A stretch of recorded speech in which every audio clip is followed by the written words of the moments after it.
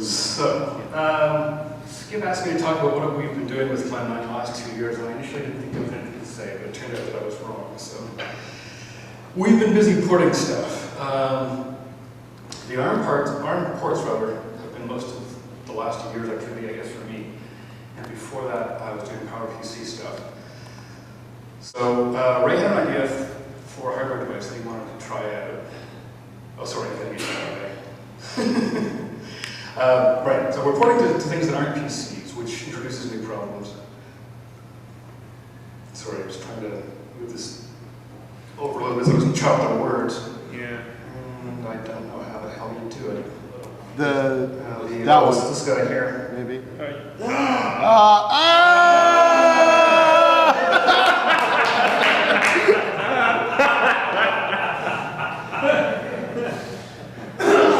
Oh, it's the wonderful pop-up dock. Oh no! Oh, okay. Ron, you can shrink it to fit too, Ron. Okay. So, as I said, in general, we didn't have to do much more than the kernel, although on PowerPCs we also had to do bootstraps. And by coincidence, they're almost all PowerPC 400 series, 440, 450, and 405. And some of the newer ARMs. The 926, which is an older style ARM architecture, V5, V6 system. And the Cortex-A8, which is the new sexy one everyone's talking about. The Cortex-A8 is a V7 system, and it's kind of a pain in the ass, actually, in some respects. So, this is what we're going to cover. There are sort of common problems you don't see much on the PC, and how we deal with those. I'll talk somewhat about the PowerPC ports, including the BlueGene, although I was not an active participant in the BlueGene stuff. The ARM ports, a status update on the famed AMD64 port. As much as I can say, maybe Ron wants to say a little about that. A performance comparison at the end, and then we'll talk about the joys of hardware documentation and what we learned, what I learned from the experience. So, I don't know what you guys know about current computer architecture, but the old sort of sequential execution model that you get on the PC and that Intel goes to a lot of trouble to maintain isn't supported by these newer processors mostly. So, for writing to memory, which is the case we mostly care about, we turn on write-back caches, we get quite a performance improvement over that. I think it's over 40% overwrite through caches when we measured it. Sort of force stuff out to memory. You've got your instruction barrier instruction, which says don't proceed till all the other instructions currently in the pipeline, and they may be executed out of order or delayed arbitrarily until they finish. A data barrier instruction, actually data storage barrier, we usually call it, says take all the outstanding stores that may be in a write buffer in the processor and get them out to the next step, which is probably the L1 cache, level 1 cache. Although if you don't have cache or you have an uncached section of memory, it'll go straight to DRAM or IO registers or whatever. If it is DRAM, then you're going to have to flush the L1 cache and the L2 cache. None of these systems have more than 2 levels so far. The ARM architecture documentation for V7 talks about a register for cache control that has potentially 8 levels of cache. I hope we don't see that. But you never know, they must have put it in there for a reason. So some things are a little simpler than on the PC. On the PC, the kernel is pushed up in the top 256 megs, I think, of address space. And it needs to be able to address the rest of memory in order to manipulate user processes in particular. So it has a pair of functions called kmap and kunmap, and they're used to temporarily acquire a page or two, do something, and unmap it. What we ended up doing with these guys was carefully picking the virtual base address of the kernel so that it's not conflicting with anything else we want to use. And we just identity map the IO devices, so if there's a publish IO address, we try to use it. Getting started with these guys, whoops, mistake. Getting these things started often comes down to trying to get stuff out on the serial port if there's one, and if not, trying to get the LEDs to do something interesting, to tell you something about what's going wrong.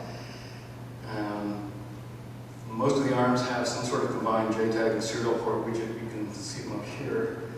I brought a few representative systems. So there's the gum stick that's making the rounds. This is an OpenRG system, and it's got zillions of connectors. You probably can't see them all, but almost everything that's on the system on a chip inside this is brought out to some form of connector. And then there's the Guru plug here, which has 2 gigabit Ethernet ports. It's a really interesting thing. Runs hot. If you buy some, put a fan on them.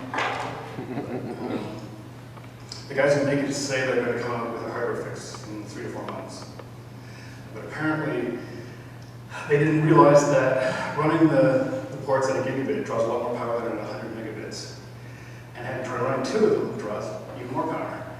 So they tend to run hot if you don't put fans on them, and the symptom of that is they'll just spontaneously reset. You just lost power. Hit the... Thank you. The Mac? So, right, so there are these weird cables. You have to attach these things to. There's this little box here that's You're up against a JTAG and serial to break everything. It's always worth ordering those if you're going to do any kind of kernel work.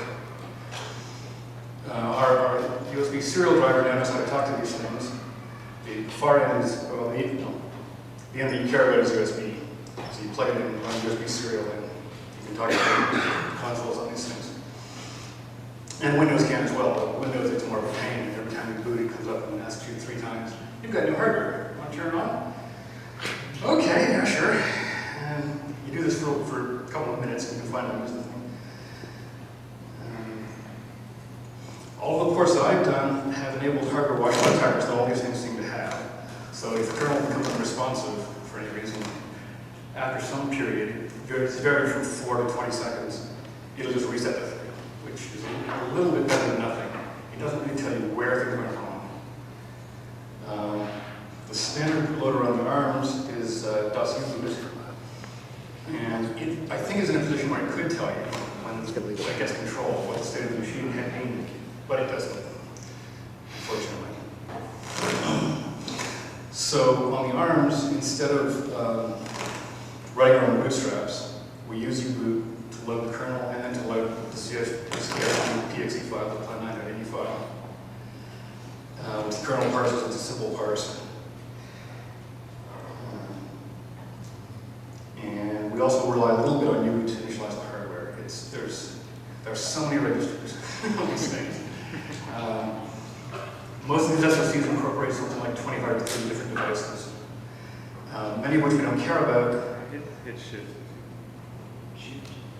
Shift? Just I'm not doing it. Takes it a second. You've got your power set too, conservatively. yeah, I'm sorry, Geoff. I didn't know it was do that. Keep going. Okay.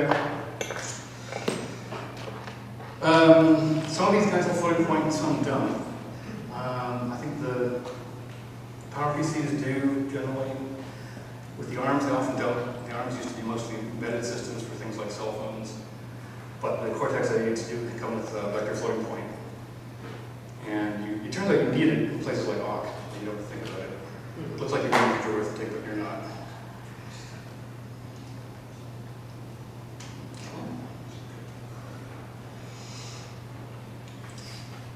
And in the ARM ports, we also emulate some of the newer instructions for synchronization. Load with reservation and store with reservation, I think is what it stands for, ORX and SDRX. And SOP invented a cast instruction locally that I think turns out not to be needed, but we emulated as well. We did catch some buggy floating point emulation. There's a famous program called Paranoia from UC Berkeley originally, from IWP9. I think he was one of the big advisors on the IWP floating point standard. And that catches some things. We also had a compiler bug in PowerPC, Elon arithmetic, and it was data dependent. So sometimes you'd see it, sometimes you wouldn't. I wrote a program to try to nail that one down. We got Charles to fix it. It was like a one-line fix. So, Blue June. Okay, I'm mostly reporting here on other people's work. Department of Energy project called HARE has participants from Bell Labs, IBM, Sandia, and Vitanova. And the idea was to try to find a system that was better suited to supercomputing, not as primitive as like MPI, or CNK, I guess.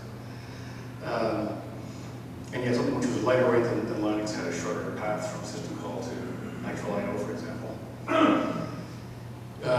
They're kind of unusual machines. The networks are designed and built by IBM, and they're probably like nothing you've ever seen before. They're 2 or 3, 4 strange networks. The original port was done to the BGL, which is an older, smaller machine with a mere 64,000 PowerPC 440s. The current port, which you can actually get now, is for 160K PowerPC 450 cores on the BGP. And the BGQ has just been announced, I believe. It's likely to have at least 750,000 cores. Well, I'm not sure which cores.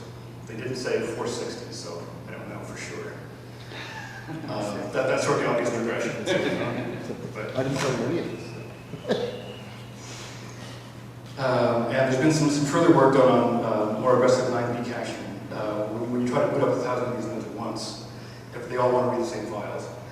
And we were getting swamped. So I did a quick hack, and Charles has done a much nicer job, which he will be presenting later at the conference on caching. And the code, oh dear. That didn't quite fit, did it? Well, anyway, that ECG command will work, at least on Linux, to get you the source.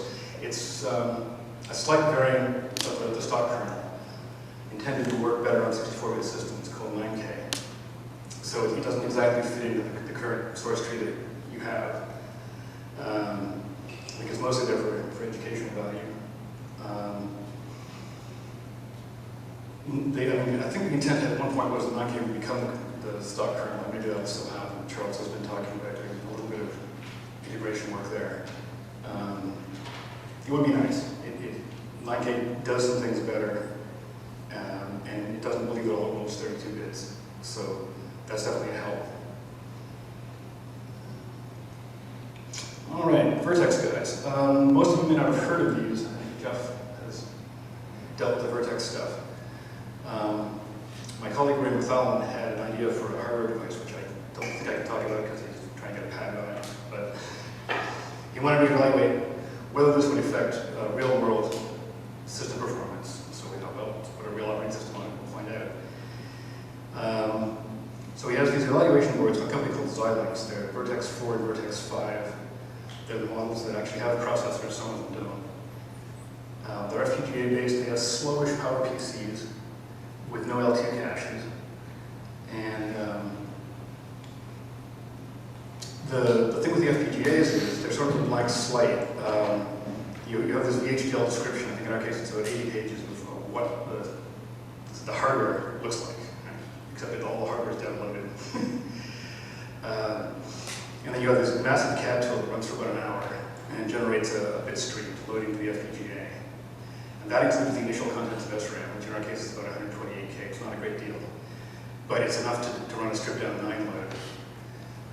And that just does bootp and TFTP, usual diskless booting stuff.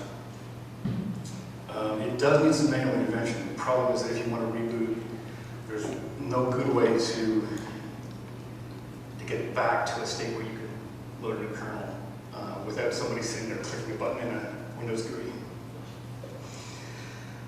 So we implemented dev reboot and the number EC variant of the environment, the kernel environment, fairly early on, so that we could relatively painlessly and even remotely reboot the thing. Because trying to do it through the CAD tool is just too clumsy. The Vertex 5s have a second optional 440 CPU. You can choose to configure it or not. But there's absolutely no cache coherence between the L1 caches on the two processors. And I just couldn't see a good way to synchronize them. It would have been nice to use the second one to run the Ethernet controller, which is fairly dumb and chews up a lot of system time. But yeah, maybe it's just a failure region. I couldn't see the way to make it work, so we didn't do that. We just put it to sleep.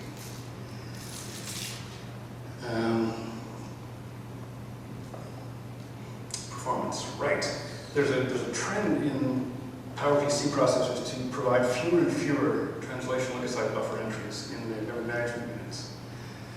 So the current machines, I think, mostly have 64 of them, which is not a lot, especially if you're using 4K pages. So we have, I don't know if this is, I don't know whether we push this to the outside world yet or not. I think we did. It's okay.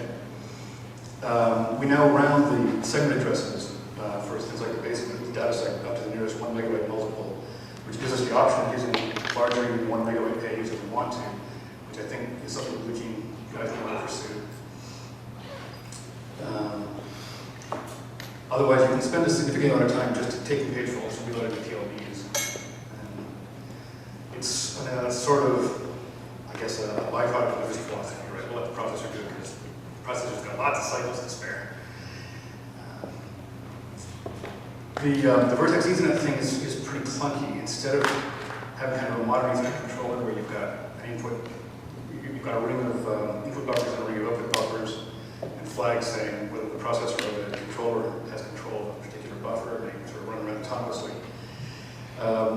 This thing's pretty dumb. There are some standalone DNA engines available. The Ethernet controllers have these hardware FIFOs, queues basically, for input and output. And so every step of this thing has to be done by the processors. So you don't get nearly as much asynchrony as you'd like. And even if it weren't burning a lot of system time, it just takes more real time to get packets in and out this way. So the Vertex machines, I think, are the slowest of the bunch that we've done porting to. And I'll have a performance summary at the end that will include comparison against the PCs and so on, so you can get a better feel for it. But this is kind of our standard benchmark. You build the kernel twice. So first time you load up all the caches, and the second time you're just exploiting whatever's in the caches. As you can see, the times are pretty high. We're like almost 2 minutes to rebuild the Kirkwood kernel, and the system time is almost as high as the user time. It's pretty substantial.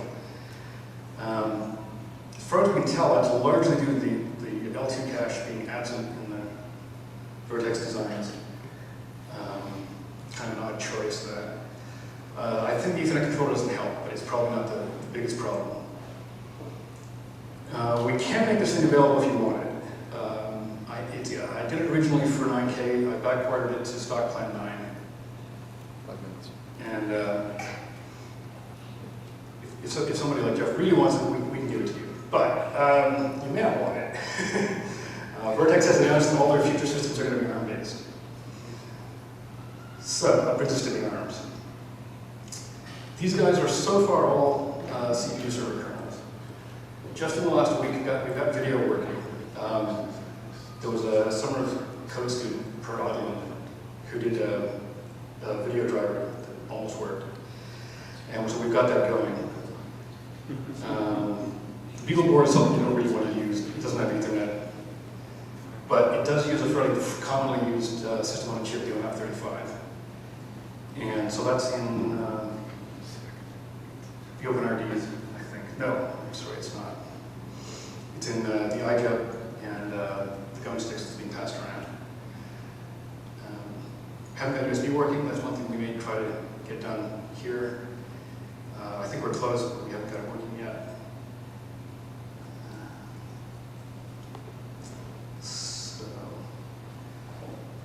Right, the IWP has the property that if you plug in the HDMI cable, the Ethernet goes dead. And so it's probably not going to be a great terminal. It may just be the one that we've got, but I don't know if it's all of them or just ours. So more performance numbers. These guys are a little faster than the Vertex things. Still kind of slow by my standards. And then we've got the Kirkwood guys, the Guru plugs, the OpenRDs things.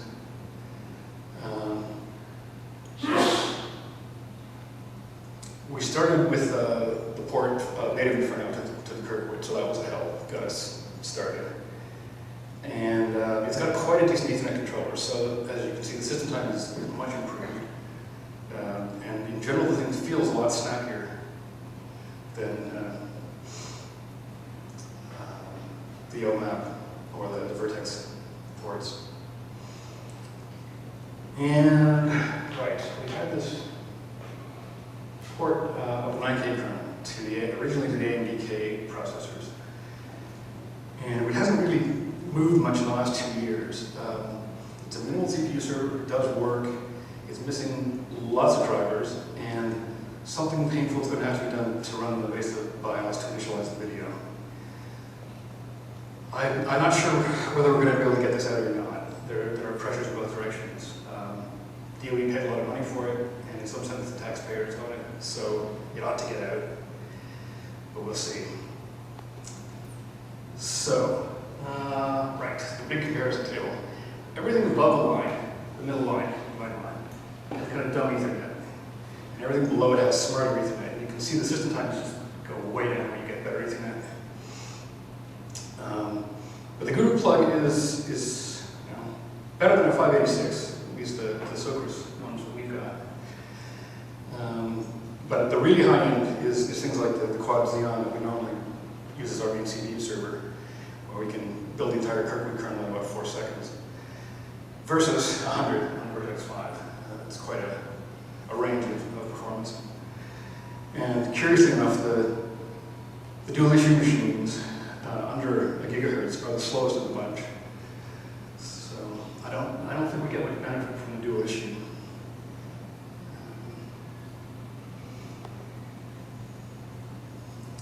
Eric, how much time? One, but that's if you want to answer Okay. questions. And we got a break afterwards, I think. So. Yeah, I bitch about the documentation a lot in the paper. Maybe I'll just pass lightly over that. The documentation didn't help us as much as it might have. It's extremely long. It's not very helpful. And I had to really get ready to try to intuit what they might have been trying to express. I think a lot of it's written by people who aren't native English speakers, and that doesn't help. But it's also never been proofread, obviously. It's never been edited. Sometimes stuff is just missing. The SoCs themselves look like companies like Marvell just take whatever intellectual property they've got lying around, slap it together, fab it, and there, we have a system on a chip. I tend to actually call them SICO components rather than a system on a chip. It just seems to be kind of random.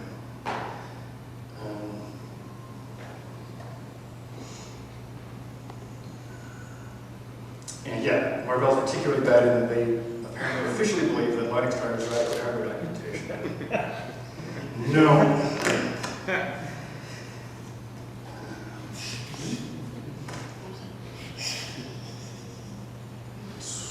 Right, so what would help us in the future? We could have spent more effort getting the JTAG interfaces hooked up to some kind of debugger. When the things go off into space, early during the port especially, it can be very mysterious. You really don't know what caused it or where it went or what it's doing. We found a couple little changes to the system that catch infinite loops caused by various kinds of common mistakes.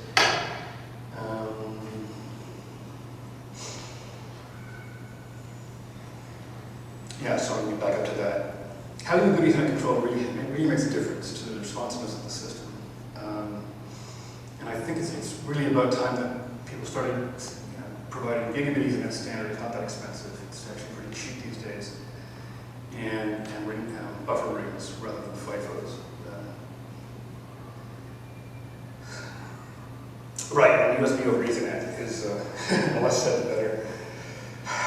I couldn't have imagined USB over Ethernet. Too perverse. But that's what the Beagle people recommend. Oh yeah, just get one of these kludges and slap it on. So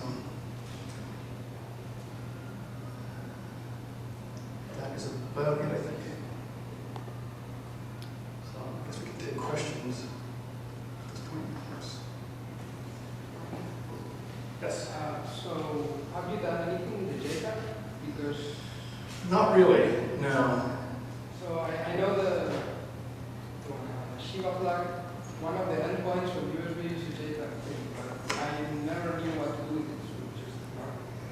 Yeah, again, I'm not sure how well it's documented. The world of JTAG stuff seems to be something that hardware designers know a lot about, but I don't know much about it myself.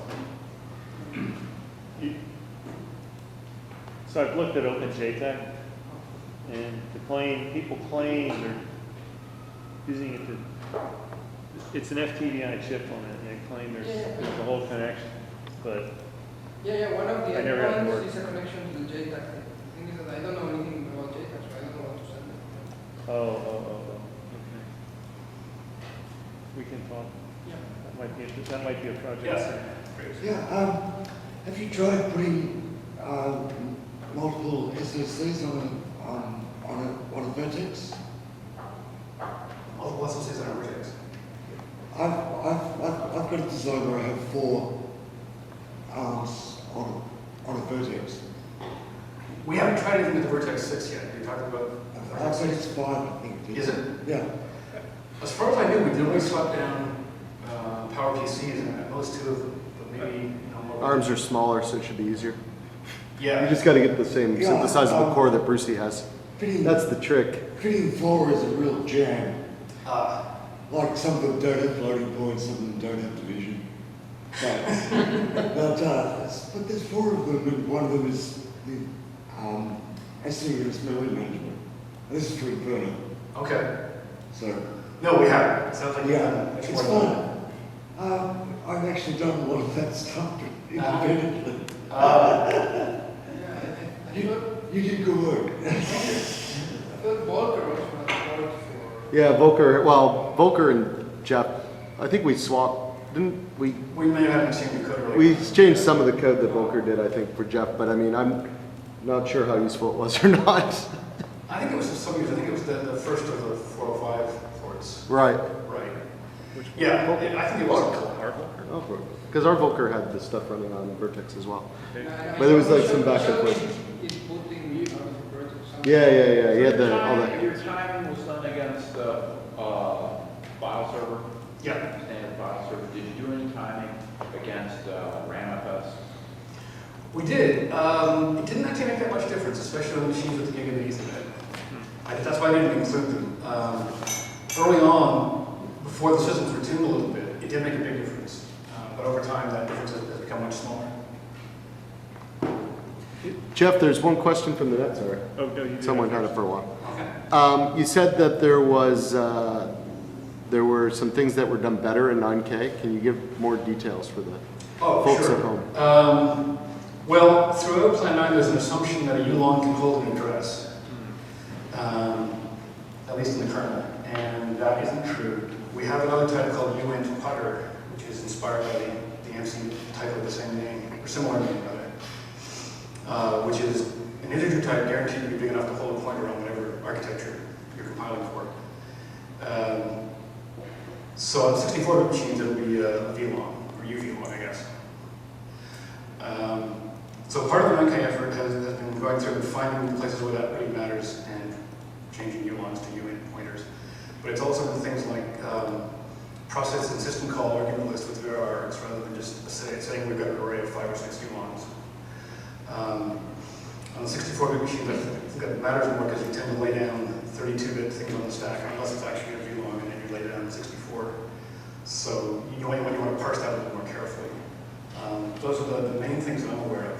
Do you know this stuff from? Or Eric? Well, I think, I'm trying to remember, I know one thing Jim was working on, I can't remember if it got completely into it. In the 9 kernel, there's this idea that there are 2 chunks of memory. Oh, right. That goes back, I think Jim said, to the blit. Could be. Yeah, go back a point. And so I think he did a lot of cleanup in that area. Right, certainly there's been cleanup. There's an old legacy stuff from the PC that doesn't apply to the AMD64 world that's been dropped. Yeah. In that port right now. Well, there's changes to the driver interface as well, right? Yeah, There are a there were couple some of changes. Some types were widened in the driver interfaces. There were places we had ints that should have been possibly VLONs. They've been made at least ULONs, I think, maybe VLONs in some cases. But it's not like you go in and you find all the files change names or anything. It's sort of, it's done in a nice way. You can look back to the 9 kernel and clearly see, you can almost do a diff and kind of get a handle on it. what things are To some extent, it's just that the new work that Jim has done has been done entirely in 9K, I think. And so he, for example, rewrote the the exec system call, so that instead of there was a potential race there, I think, where it made 2 passes through the argument list that you provided. So if you had a conspiring co-processor on another processor, Oh, yeah. you could go in and, yeah. So he does it in 1 pass now. And I think he was able to clean it up a little bit as well. I think he did that. So there are just a lot of little nice refinements, new development, that kind of stuff. And we actually prototyped huge pages in a 9K kernel, and for at least the supercomputing benchmarks, the improvement was pretty dramatic. Like, because of the TLB thing you mentioned. Yeah. Well, especially on the On- 40s because they're software managed TLB. Yeah, so So it So the aggravates machine was- things quite a bit. 64 software managed TLBs, which is Blue Gene, the HTC benchmarks went from fairly hopeless to really good as it can be done. Wow. So the huge TLB thing you mentioned is really encouraging. That's going to go in. Yeah. I guess it's in. So. Well, it's in the systems that we run, at least the run with the addresses is, and that was a big flag day. It took a while to actually find all the things that were affected by that, although Jim had a pretty good idea from the start. I just don't remember whether we pushed that out to a little bit larger. It is disruptive. If anybody's using the PowerPC ports, when you putting that rounding up to the next megabyte for the data segment, it disrupts a lot of stuff. It's a relatively small change, but you have to recompile the world in the right order. Yeah, another device that I've played with doing similar stuff, Altera Cyclone. Okay, I know Altera, I don't know the cyclone. Yeah, I think that's. Anyway, it's an Altera chip anyway, and you can instantiate multiple pieces of shit or whatever you call them. Socket components. Yeah. Yes. And it's just a different platform. It's interesting. Okay. I don't know why I haven't said it. So do you know if the L1 cache thing applies to the ARMs on the Vertex? Will they have that same L1 cache incoherency? Oh, you mean like the Cortex A9 EMP systems? Yeah, well, I think you mentioned, whichever one where you didn't spin up the second core because there was. Yeah, that was the 440 on the Vertex 5. Yeah, I don't think anyone else is going to make that mistake, I hope. okay. It looks like to me like Xilinx just weren't enough of a systems company to realize the implications of that. Yeah. I mean, we had a similar experience with the OMAP 35 SoC from TI. Kind of looked at it and said, what? Ethernet in this day and age? What's wrong with these people? So it turned out that Ray knew one of the architects at TI. He'd been at Bell Labs years before, and he sent him an email, said, hi, how you doing? And by the way, what were you thinking? And he wrote back and said, we are never going to make that mistake again. Unfortunately, they're making a different mistake. In the OMAP 4s, I believe, you get Ethernet, but it's USB Ethernet. Oh, so they built the USB Ethernet onto Yeah, the chip? they glommed it on and said, there, fixed. So The not- reason it really wants to be a first-class device and not attached to some random slow bus off the periphery. What part of that model they have where the computer uses? Right, I mean, the OMAP 35, I think, That interesting. is a cell phone thing primarily. But given all the other useless devices that are on that SoC, why not throw on Ethernet? It only costs you a few pennies probably. And you've got the kitchen sink in there anyway. I didn't understand their thinking. Should we get a break? John, did you have a? I was just, adding on the 9K thing. I think that the system call system had been a little cleaned up. I remember it was easier to add a new system call there. Oh, I think it was a little bit nicer. So just general. yeah, General TNet.